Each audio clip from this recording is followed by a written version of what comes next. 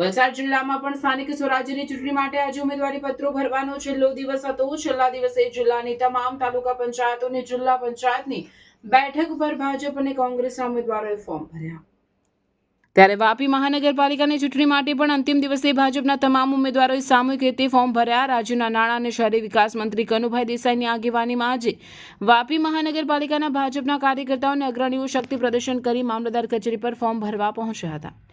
Form ભરતી વખતે ભાજપના ઉમેદવારોના સમર્થકો અને કાર્યકર્તાઓ મોટી સંખ્યામાં જોડાયા હતા. મહત્વપૂર્ણ છે કે ભાજપે છેલ્લી ઘડીએ જાહેર કરેલી ઉમેદવારોની યાદીમાં 12 જેટલા પૂર્વ કોર્પોરેટરોને ફરી રિપીટ કર્યા છે, જ્યારે 6 પૂર્વ કોર્પોરેટરોના પરિવારજનોને ટિકિટ આપ્યો છે. બાકીને પડતા મૂકી તેમની જગ્યાએ નવા ચહેરાઓને ભાજપે સ્થાન આપ્યું છે. ભાજપના ઉમેદવારોમાં વાપી નગરપાલિકામાં જોડાયેલા 11 ગામમાંથી મોટા ભાગના ગામોના પૂર્વ સરપંચોને પણ ભાજપે ટિકિટ આપી ઉમેદવાર બનાવ્યા છે. મહત્વપૂર્ણ છે કે વાપી ઔદ્યોગિક નગરી છે. અહીં દેશભરના રાજ્યોમાંથી લોકો રોજગારી અર્થે અહીં વસ્યા છે.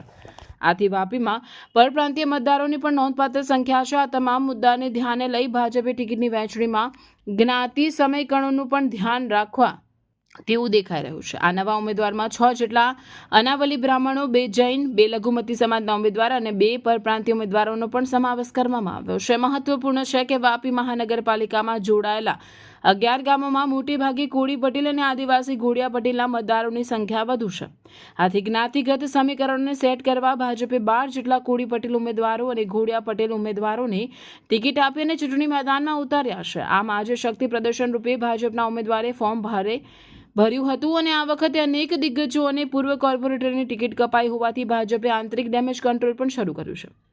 આમ ઉમેદવારી પત્રો ભરવાના અંતિમ દિવસે ભાજપના ઉમેદવારે ફોર્મ ભરતા રાજ્યના નાણાં અને શહેરી વિકાસ મંત્રી કનુભાઈ દેસાઈએ હાજર રહી તમામ ઉમેદવારોને શુભેચ્છા પાઠવી. આ વખતે પણ ભાજપ પ્રચંડ બહુમતીથી વાપી મહાનગરપાલિકાની સત્તા પર આવશે તેવો દાવો કર્યો હતો.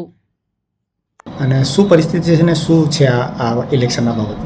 વાપીમાં ટોટલ 52 મહાનગરપાલિકાની સીટ છે અને એ 52 નગરપાલિકાના ઉમેદવારો ભારતીય જનતા પાર્ટી પ્રદેશ કક્ષાએથી જાહેર થયા છે અને દરેક ઉમેદવારોના ફોર્મ ભરી દેવામાં આવ્યા છે અને અત્યારે એ ફોર્મની ચકાસણી દરેક સક્ષમ અધિકારી સમક્ષ ચાલુ છે અને એ ફોર્મની ભરવાની સંપૂર્ણ કામગીરી ટાઈમમાં પૂર્ણ થઈ જશે.